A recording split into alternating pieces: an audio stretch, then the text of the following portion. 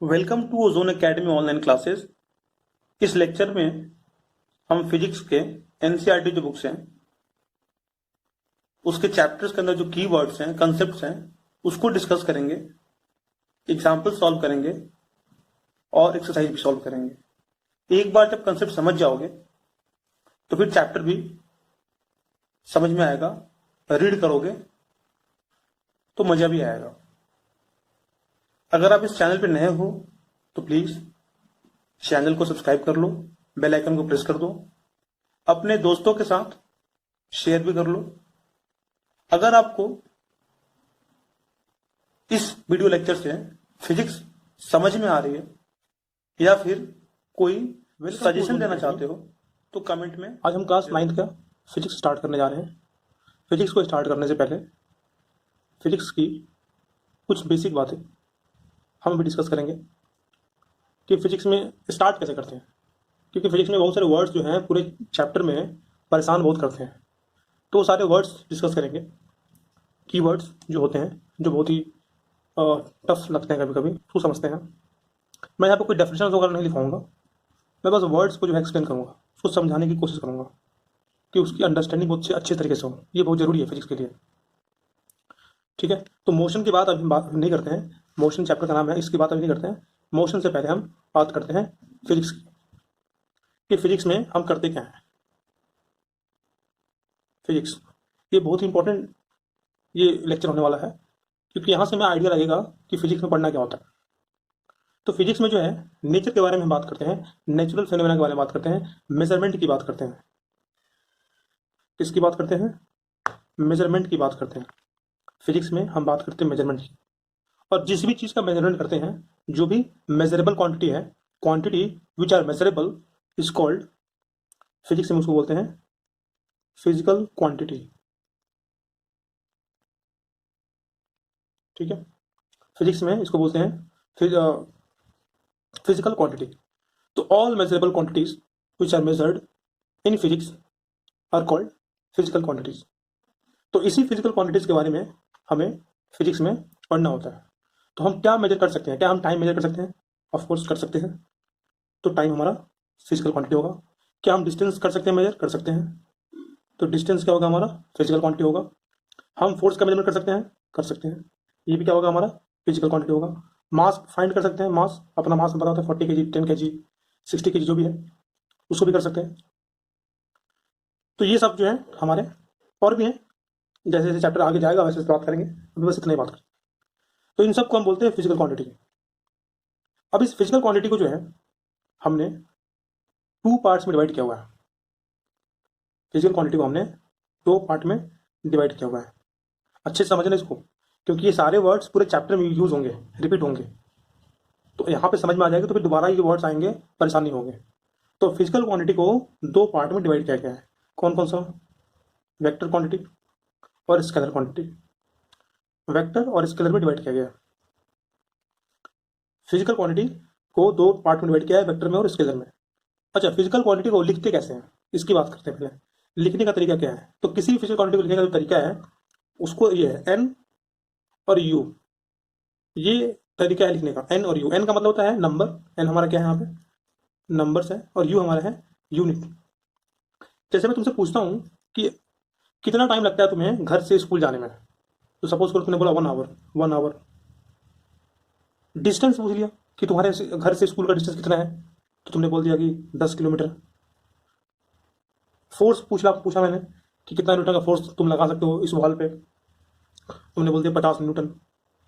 मास पूछा कि तुम्हारा मास कितना है, तुमने बोल दिया 60 kg, एटसेट्रा, इस तरह से। तो ये जितने भी हमने क्वांटिटीज लिखे सब फिजिकल क्वांटिटी, और भी हैं लेकिन अभी इसी की बात कर रहे हैं। जैसे जैसे चैप्टर में और बात करेंगे। तो इन सब में देखो कई कॉम्बिनेशन है। एक तो नंबर हो रहा है और एक उसके बाद में एक यूनिट आ रही है। हम टाइम के साथ किलोमीटर यूज नहीं कर सकते। मैं पूछूंगा कितने टाइम में तुम घर जाते हो, तो 1 किलोमीटर में, ये मीनिंगलेस है, इसका मतलब नहीं है, ठीक है। डिस्टेंस के साथ हमने लगाया है नंबर और यूनिट, ये नंबर और यूनिट, और ये नंबर और ये यूनिट, यहाँ भी नंबर और यूनिट। तो एन यू मतलब नंबर होता है और यू होता है, यूनिट होता है। फिजिकल क्वांटिटी में 2 चीज़ें होती हैं, एक नंबर होता है और एक यूनिट होता है। इस नंबर को फिजिक्स के लैंग्वेज में, इस नंबर को, जो भी नंबर हम यूज करते हैं, चाहे वो पॉजिटिव हो सकता है या फिर नेगेटिव हो सकता है। ये नंबर जो है या तो पॉजिटिव हो सकते हैं या फिर नेगेटिव हो सकते हैं, कुछ भी हो सकता है। तो इस नंबर को हम फिजिक्स की लैंग्वेज में बोलते हैं मैग्नीट्यूड। मैग्नीट्यूड जो नंबर हम यूज करते हैं उसको हम फिजिक्स की लैंग्वेज में बोलते हैं मैग्नीट्यूड। और ये वर्ड बहुत बार यूज होगा, हमेशा यूज होगा। मैग्नीट्यूड मतलब न्यूमेरिकल वैल्यू। क्या मतलब इसका? न्यूमेरिकल वैल्यू, इसको बोलते हैं मैग्नीट्यूड। अब सपोज करो कि ये एक ऑब्जेक्ट है, यहाँ पे रखा हुआ है, इसको मैंने यहाँ से यहाँ पे फोर्स लगाया F, और ये पॉइंट ए से पॉइंट बी पे शिफ्ट कर गया। यहाँ पे फोर्स लगाया और ये पॉइंट ए से पॉइंट बी पे शिफ्ट कर गया। तो मुझे ए से बी पे जाना था, तो मैंने फोर्स कहाँ लगाया? Towards the right, towards the right. ऐसा थोड़ी कि मैं ऊपर से लगाता तो यहाँ बी पे चला जाता, ऐसा नहीं होता। अगर मैं फोर्स इधर लगाता तो मैं बी पे नहीं जा पाता। तो मुझे बी पे जाने के लिए फोर्स कहाँ कैसे लगाना पड़ा? Towards the right. तो फिजिकल क्वांटिटी को जो है दो पार्ट में डिवाइड किया गया है, on the basis of magnitude and direction. ये वाली जो क्वांटिटी है वेक्टर क्वांटिटी, इसके पास मैग्नीट्यूड भी होता है और डायरेक्शन भी होता है। वेक्टर के पास मैग्नीट्यूड भी होता है और डायरेक्शन भी होता है। स्केलर के पास केवल मैग्नीट्यूड होता है,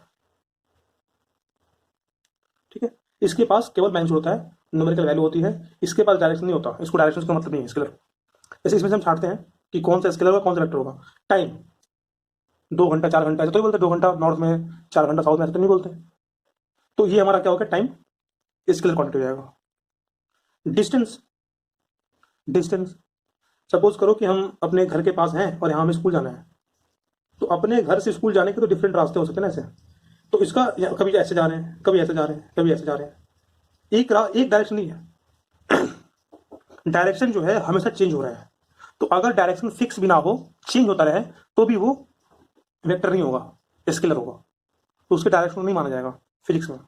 यहाँ पे डायरेक्शन चेंज हो रहा है, भले हमने यहाँ से 10 किलोमीटर का डिस्टेंस ट्रेवल कर लिया, लेकिन हमारा डायरेक्शन क्या हुआ? कंटिन्यूसली चेंज हो रहा है, इसलिए ये स्केलर क्वांटिटी होगा। तो डिस्टेंस भी क्या है? हमारा स्केलर क्वांटिटी है। फोर्स की बात की, अभी फोर्स यहाँ बात किया, डायरेक्शन के साथ बात कर रहे हैं कि नॉर्थ में अप्लाई करना है कि साउथ में करना है, राइट में करना है कि लेफ्ट में करना है। तो फोर्स क्या होगा? हमारा वेक्टर क्वांटिटी होगा। ये बहुत इंपॉर्टेंट टॉपिक है, क्योंकि इस पूरे फिजिक्स में ये सारे टॉपिक बार बार यूज होते रहेंगे।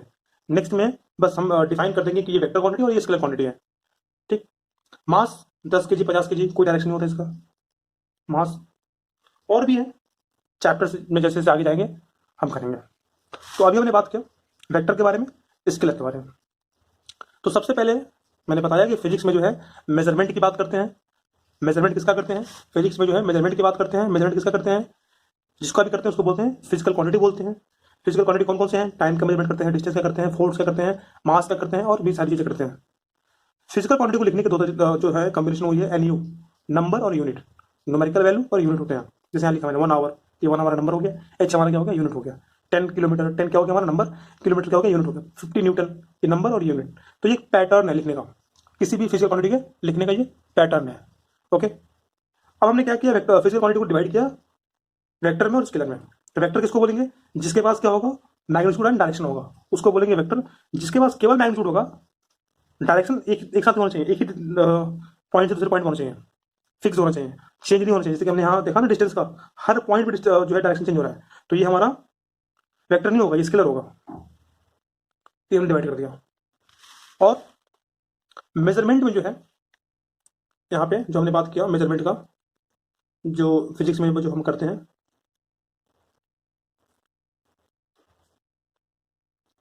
मेजरमेंट,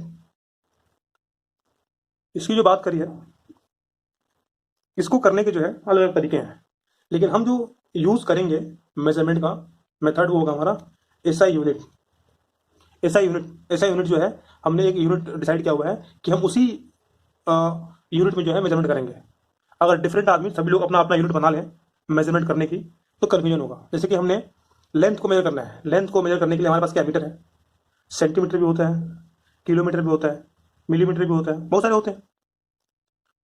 तो इतने रिप्रेजेंटेशन करना, जो हमारे पास जो आंसर आएगा उसको आइडेंटिफाई करना जो है मुश्किल होगा। तो हमने स्टैंडर्ड फिक्स किया हुआ है कि हमें उसी में काम करना है। तो मैं यहाँ बात करता हूँ लेंथ की, लेंथ, मास और टाइम। लेंथ, मास और टाइम। लेंथ के लिए हमने जो है फिक्स किया है मीटर, सेंटीमीटर किलोमीटर यूज कर सकते हैं, लेकिन हमें करना है मीटर में ही।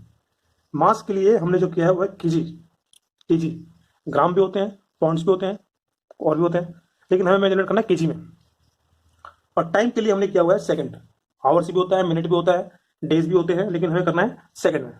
तो जब भी क्वेश्चन में तुम्हें सेंटीमीटर दिखे या किलोमीटर दिखे, उसको कन्वर्ट करो मीटर में, ग्राम हो या कुछ और क्वांटिटी हो उसको कन्वर्ट करो केजी में, मिनट हो या फिर आवर हो उसको कन्वर्ट करो सेकंड में, क्योंकि हमें काम करना है इसमें एसआई यूनिट में। एसआई यूनिट में हमें काम करना है, हमने यूनिट को फिक्स किया हुआ है। ठीक है, अब नेक्स्ट बात करते हैं मेजरमेंट। तो हमें समझ में आ गया कि क्या क्या चीजें करते हैं, लेकिन मेजरमेंट करने का तरीका क्या है, मेजरमेंट कैसे करेंगे, हाउ टू मेजर एनीथिंग, ये क्वेश्चन है। ये जो है हमारा ये क्वेश्चन है,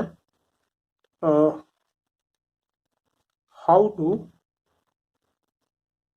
major, how to measure, measure कैसे करेंगे। सपोज करो कि मैंने तुमसे बोला कि तुम्हारा स्कूल कितना दूर है, डिस्टेंस कितना है स्कूल का, तो क्या तुम बता सकते हो कि स्कूल का डिस्टेंस कितना है। ये क्वेश्चन जो है अगर कोई पूछे कि स्कूल का डिस्टेंस कितना है, what is the distance of your school, तो ये क्वेश्चन पूछना ही गलत है।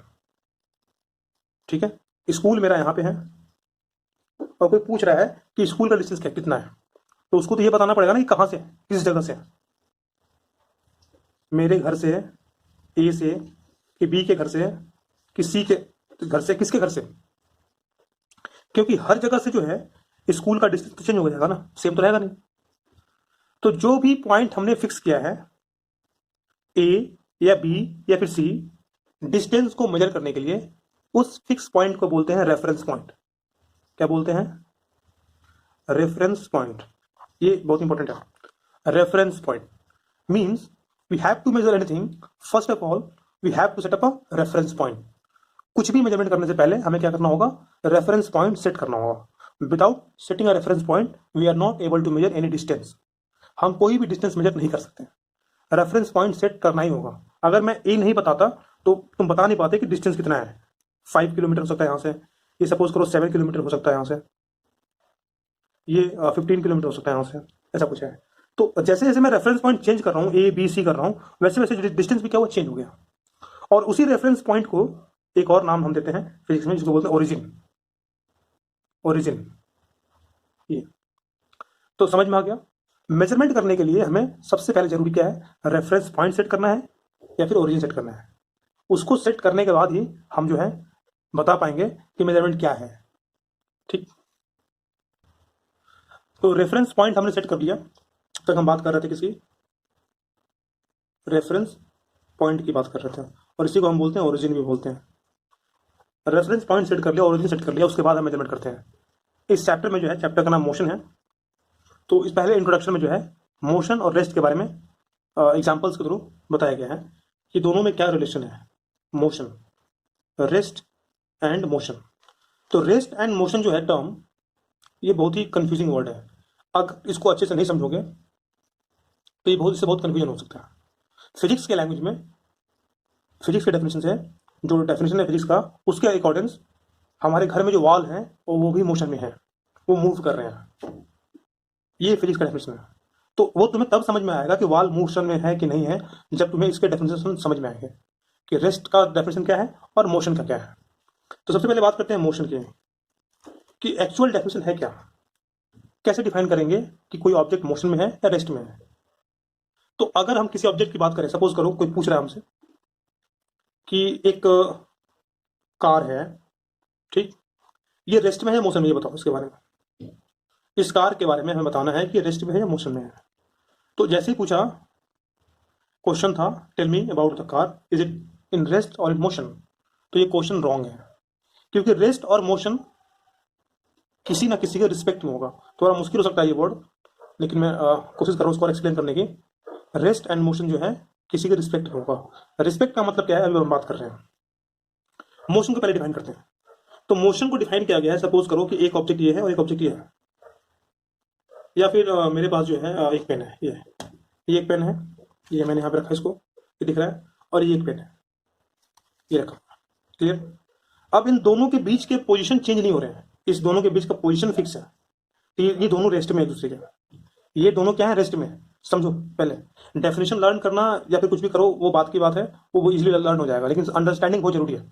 फिजिक्स में जो है, physics is all about understanding. अगर समझ में आएगा तो मजा आएगा, कंटिन्यू पढ़ोगे, नहीं तो फिर छोड़ दोगे। बहुत ही इंटरेस्टिंग सब्जेक्ट है, बहुत ही ज्यादा। तो डेफिनेशन क्या है मोशन का, कि जब दोनों ऑब्जेक्ट के बीच का पोजीशन चेंज नहीं होगा तब वो रेस्ट में रहेगा। तो मोशन का डेफिनेशन क्या होगा, जब ऑब्जेक्ट के बीच का पोजीशन चेंज होगी, देखो ये इसका पोजीशन चेंज हो रहा है, कभी यहाँ यहाँ ऐसे जा रहा है, तो अब ये पेन जो है इस पेन के लिए मोशन में आ गया, और ये भी मोशन में है इस पेन के लिए, ये इसका पोजीशन चेंज हो रहा है यहाँ से ऐसे। तो डेफिनेशन ये है मोशन का कि when the position between two object changes, दो ऑब्जेक्ट के बीच के पोजीशन जब चेंज होंगे तब वो ऑब्जेक्ट मोशन में होगा, अदरवाइज रेस्ट में होगा, अगर पोजीशन चेंज नहीं होंगे।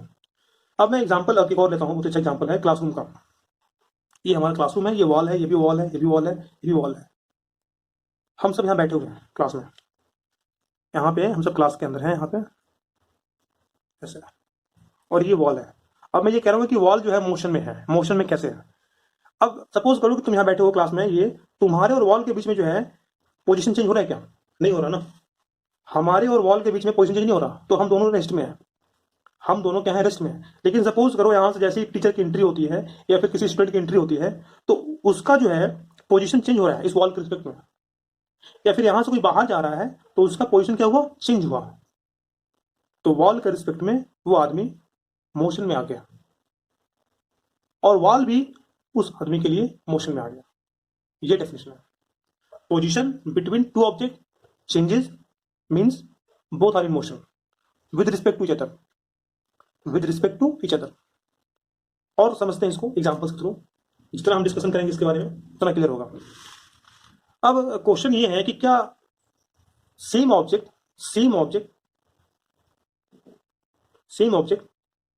Are in state of rest और मोशन। सेम ऑब्जेक्ट जो है रेस्ट में भी हो सकता है, मोशन में भी हो सकता है। जैसे देखो यहाँ पे वॉल को, हम जब यहाँ पे थे तो हमारे लिए तो रेस्ट में था, लेकिन जैसे ही किसी की एंट्री उसके लिए मोशन में आ गया। ठीक है ना। और देखते हैं, बात करते हैं ट्रेन की। सपोज करो ट्रेन मूव कर रहा है, ठीक, और यहाँ पे जो है एक प्लांट है, कोई पेड़ वगैरह है, और यहाँ पे एक कोई खड़ा है, इसके अंदर भी कोई है, बहुत सारे लोग हैं इसके अंदर। इसका नाम मैंने ए रखा है और इसका नाम मैंने बी रखा है। ए है ट्रेन के अंदर, ये ट्रेन है, और ये ट्री है। ठीक, ये एग्जांपल सब कुछ क्लियर कर देगा, इसको समझ जाओ अच्छे से। फिर अपने आसपास भी चीजों को रिलेट करो, कनेक्ट, इस एग्जांपल सब कनेक्ट करो तो और अच्छे से समझ में आएगा, बहुत ईजी है। ठीक है, तो हम बात करते हैं ए की। ए ट्रेन के लिए, ए जो है ट्रेन के लिए रेस्ट में है, मोशन में, ये बताओ मुझे। ए जो है ट्रेन के लिए रेस्ट में है, मोशन में है, तो कैसे चेक करेंगे? अगर पोजीशन चेंज हो रहा है ए का और ट्रेन का तो मोशन में होगा, अगर ए और ट्रेन का पोजीशन चेंज नहीं हो रहा तो दोनों रेस्ट में होंगे। तो ए और ट्रेन दोनों के बीच का पोजीशन चेंज हो रहा है, दोनों साथ साथ मूव कर रहे हैं ना, जहां जहां ट्रेन जा रही है वहां वहां ए भी जा रहा है, तो दोनों के बीच का पोजीशन चेंज नहीं हुआ, तो ए क्या हुआ, रेस्ट में हो गया। ए क्या हुआ हमारा, रेस्ट में हो गया। किसके लिए? ट्रेन के लिए।